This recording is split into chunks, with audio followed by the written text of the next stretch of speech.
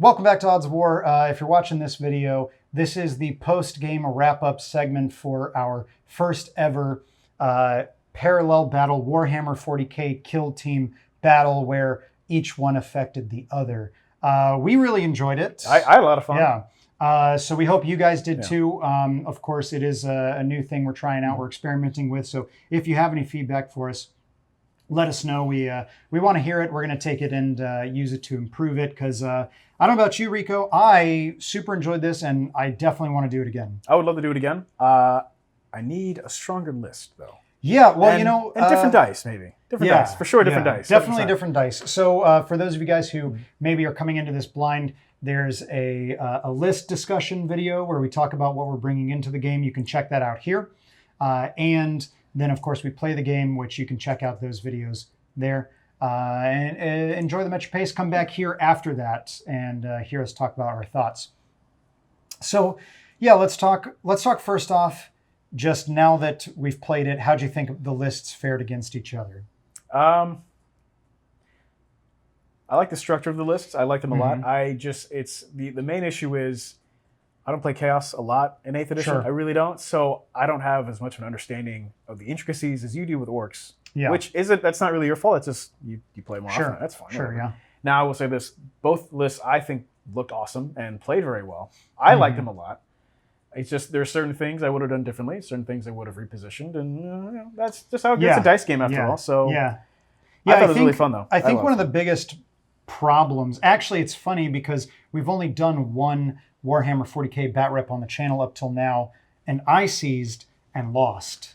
Ooh. And then you've seized. The curse of the siege. Yeah, you've seized now, and then you lost. And so I wonder actually, because I think maybe you deployed assuming that you'd go second. Yeah. And then you seized, and then you didn't know what to do with it. Yeah, you know what I mean? You were already out of position. You needed, because that was the thing, is your first turn, just nothing happened. I literally didn't take a single wound. It was really weird. I thought I would have at least killed one boy. Yeah. Anything. Well, and that's the thing is that because you had positioned yourself so defensively, then you didn't want to move out because if you moved out, then it meant easier charges for you. Yeah, getting in on you, and so it's like it was sort of that moment of like you didn't really want to seize. You actually did want second turn because, too, the thing that I thought of is like you took that first turn and you moved. I actually, the way it was deployed, my first turn I would not have been able to drop a burn-a-bomb on you. That's true. Until you moved and spread your squad out, and then I could shoot over you with it.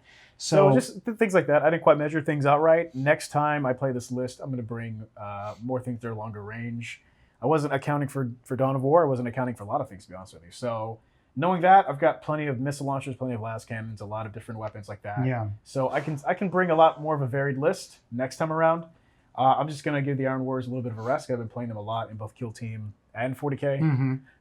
So next time I think I'll bring, I don't know, maybe a rival Orc clan or a new guard regiment will stop in. So I do want to say though that Leviathan Dreadnought, Hellforged Leviathan Dreadnought, that thing is tough, man. It's tough and it's really good on paper, but it just didn't quite. It couldn't. I think I hamstrung myself at like positioning it so defensively. Yeah, well, again, that's that thing. If you had taken second turn, you would not have needed to move him at all. Yeah. And because I would have come up to you, and then you could have just had him stationary and shot with him. You know. See, now I know the reason people take double butcher cannons is very obvious now.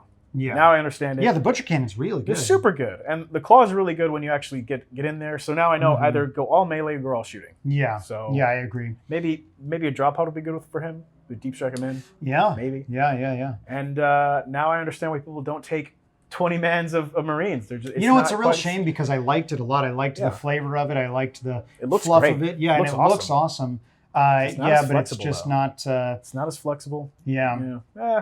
Well, and it's like it's almost like you need at that point you do need to maybe play like drop pods or whatever, so you have the mobility. You know, and not necessarily drop pods per se, but rhinos, something something to give you some mobility, because that was the thing is that I deployed first because I was the attacker.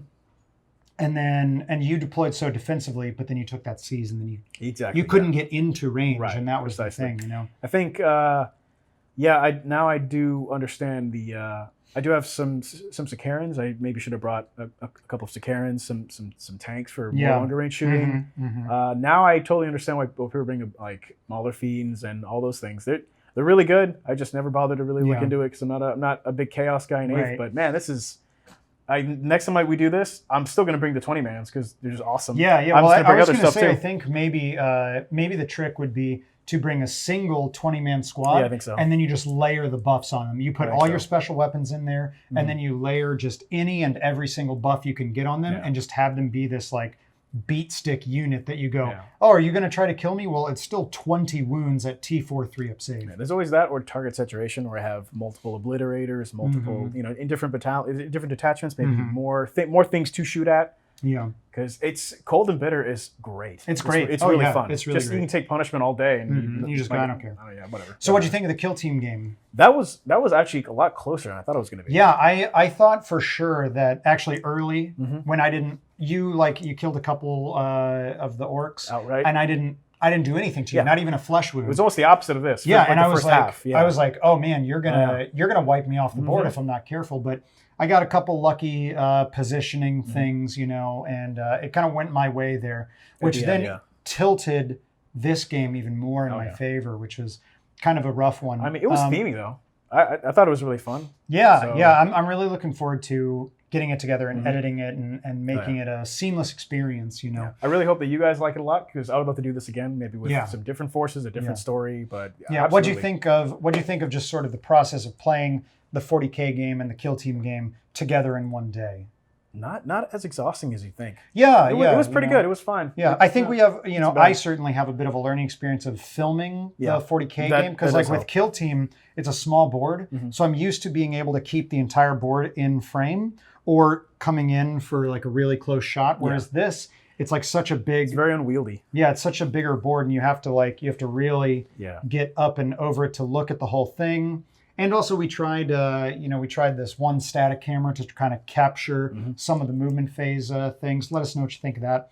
I think it's going to go pretty well. I think so. Yeah, I like it a lot. And now we have in chapter approved, there's a couple other ideas for parallel games. Oh, cool. But of course, we have tons of Kill Team missions to do. There's tons of missions to do in 40K, and there's an infinite number. Yeah, we could always do this ourselves. Yeah, there's an infinite number of both fluff and crunch reasons and how to do things. Ooh. So, I mean, we can get any sort of combination of that. So that'd be really fun. Any ideas you have, let me know. And any ideas you guys have, please put them down in the comments below because, like I said, this is actually something I feel really strongly about because I feel like people are not...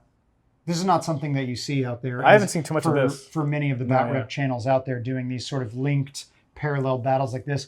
Perhaps if they're popular, we can explore even going into something like an apocalypse link battle where you have apocalypse, you have 40K, and you have Kill Team, and it's all, that'd be fun. That would be really fun. Yeah, but we'll see. Okay. Well, Rico, thank you so much, man. I had a ton of fun. I hope you did too. Absolutely. And guys, we know this is a bit of a shorter video for this week, but I hope that you can see how much production time and value goes into pulling off something like this. So it is going to have to be a bit more of a process. So we'll see. So let us know what you think down in the comments below. And if you want to see our videos in your feed every week, make sure to hit that subscribe button. And if you're interested in supporting the channel, you can do so. There's stuff in the description below for that. Thank you so much. We'll see you on the next one, okay? Thanks, guys. Bye.